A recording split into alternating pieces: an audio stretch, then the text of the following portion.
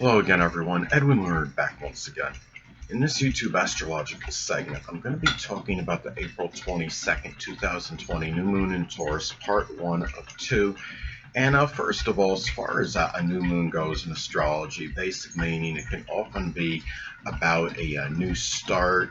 It could be a period where one has a lot of initiative, a lot of enterprise and drive. It could be a time when one discards what's frivolous, what's superfluous, whatever was inhibiting the person and holding them back may be tossed out at this point, and it's a period of often being very rejuvenated and revived. We're talking about, this being in Taurus, this could be a lot of latent energy that might have been stored for some time, and it's now time where you're actually able to put it to very good use to make a new beginning, a new start for yourself in some way, shape, or form. Now, we're talking about new moons in astrology. This is also, you're talking about this particular one being in Taurus. Well, this could impact all people collectively, but especially people that have a Taurus or Cancer, Sun, Moon, or Ascendant. Taurus, of course, because it's going to be in their sign, and Cancer, of course, because, well, Cancer simply is affected very strongly by all transits and phases of the moon, because the moon does rule the zodiac sign Cancer. I think a lot of this has to do with this constant changing of fluctuation with the moon, with its phases and transits. It can be very strongly attributed to why the zodiac sign Cancer can be so fickle, moody, and temperamental.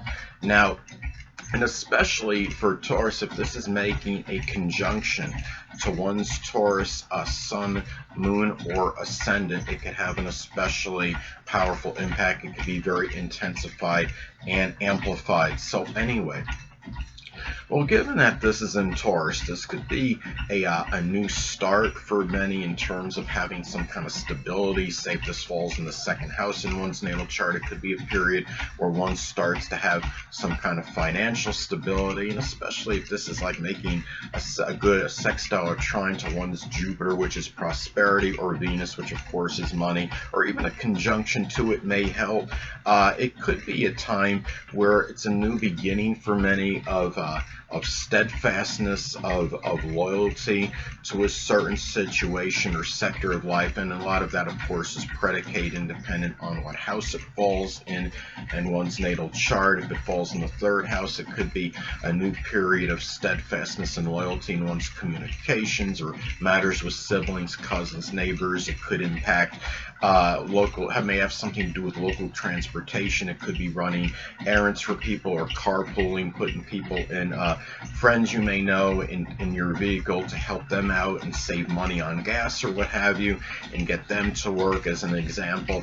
This could be a period too where it could be about a new period of really expressing trustworthiness. It could be just simply stubbornness or showing persistence in something. It could be, depending on what house it falls in. If it falls in the fourth house in one's natal chart, it could be a strong period of one exhibiting persistence in some home-related matter. It could be some home renovation, or it could be getting in touch with one's roots or one's ancestry in some cases, such as going on to like Ancestry.com. It could also be a new period of being more patient. If you're a person, say especially if you have a chart which shows a lot of impatient energy, if you have a cardinal dominant chart, or like say the Sun, Moon, or Ascendant, say in Aries, or strong Aries influence, Mars in the first house, and you're like this very impatient person, this might be a new period where you show a little bit more, we want to at least start to show a little bit more patience. It could be with people. If you have it in your seventh house, it could be a start of exhibiting more patience in your relationships. This could also be a start of new perseverance, and also tranquility and peace in one's life. Again, going back to the home life, it could be a time, if you have in your fourth house, it could be a period where you begin to start some kind of a peaceful, tranquil situation in your home life if you have not had it. at this point in time. Now also, it could be the start of some value or something that you might value strongly, or even a new period of self-worth or self-esteem. Say if you have this like in the first house, it could be in matters with the physical body. You might could be the start of some kind of workout regime, or doing something that might affect you physically, that might do something that will give you more self-worth and self-esteem, that you might do with a lot of Taurus persistence, and do it very methodically and deliberately, since we are talking about the zodiac sign Taurus. Now also, too, in some cases, this could be the start or beginning of a Taurus profession for some people, say, especially if this falls in the 2nd, 6th, or 10th house in one's natal chart. I see those, I mean, those are like the money work houses. So it could be the start, for example, working as like a stockbroker or anything in a financial department. It could be a financial advisor, being a banker, even a pawnbroker. I mean, Taurus energy, of course, is very adept at understanding the value of things. They often have a very good conception and understanding of that. It could be starting work as an accountant or something connected with art, which could cover a wide divergence of things. It could be doing something like drawing, painting, sculpting, even graphic art design in some cases. It could be where one start some profession connected with cultivation and gardening. It could be work in agriculture, or even geology, or even architecture could be another example. These are very common, Taurus type professions that I'm explaining and describing. But anyway, now, it's important and significant to look at the house this falls in one's natal chart, as of course this could impact the delineation and interpretation. Now, mine is going to fall in my 12th house in my natal chart. Now, this could be the start of perhaps working through, a monetary or financial limitation at this time, because keep in mind, Taurus is the sign associated with money.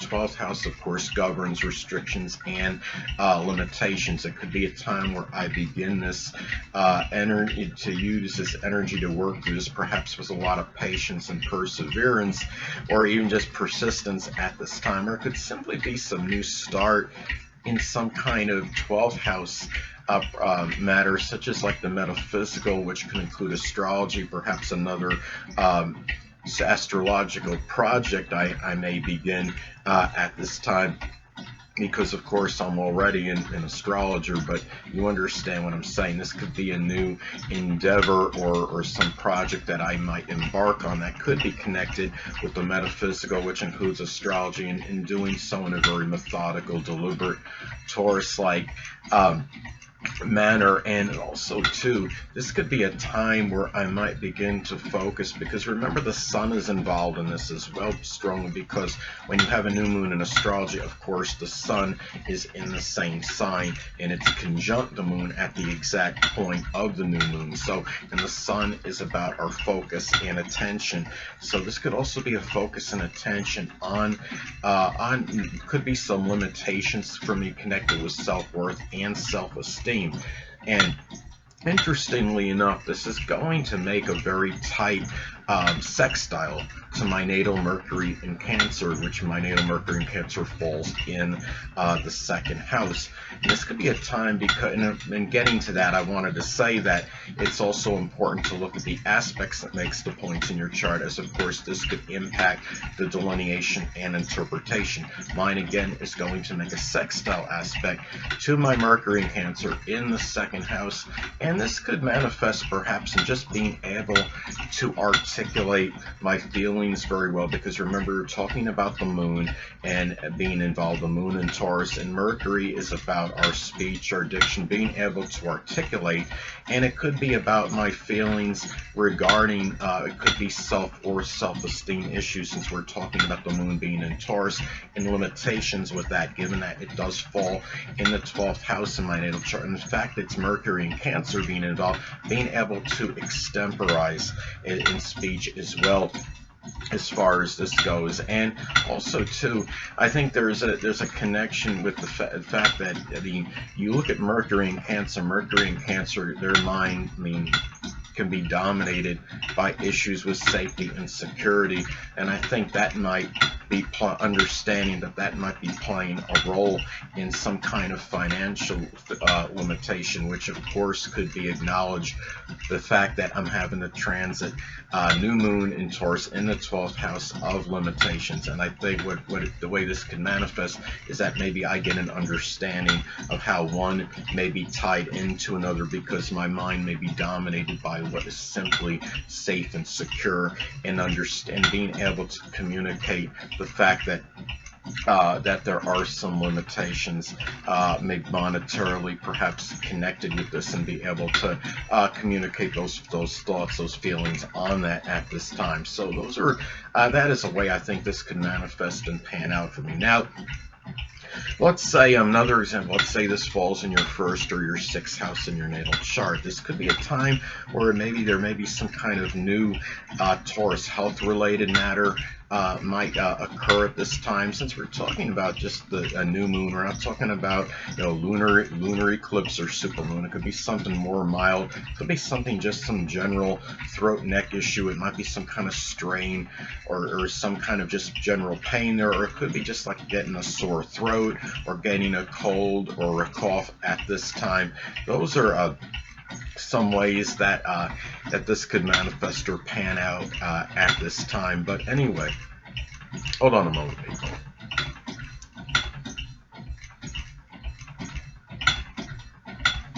Sorry about that, I'm back. But anyway, well, it's also important to look at the electional aspects it makes, as of course this could impact the delineation and interpretation. It's going to, at this time, it's going to make a conjunction to Jupiter.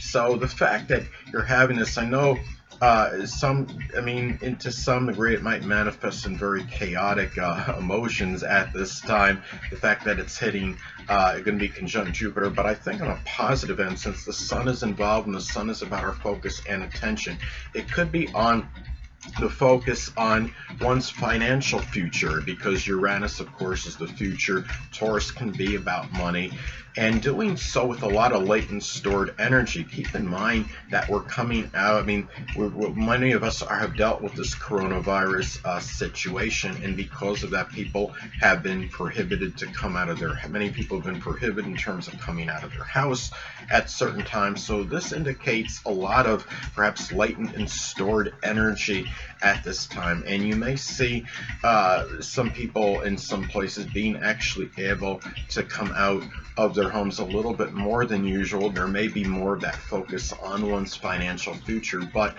the thing about this is at this time there's also going to be a tight square to Saturn and Aquarius during this time. So how that can manifest and pan out, that Saturn and Aquarius can be about restrictions in one's freedom and independence, and that may conflict, of course, with this Uranus and Uranus energy conjunct the Uranus and that the moon and the new moon in Taurus conjunct Uranus. But what it is at the same time, it could just be that people might have to work a little bit harder in order to get that financial, being able to focus on their financial freedom, because you're going to have certain restrictions, and it might be a little bit more harder work involved in it, because Saturn energy, when you have Saturn in adverse aspect to something, often indicates a lot more laborious efforts that have to be done in order to make something happen.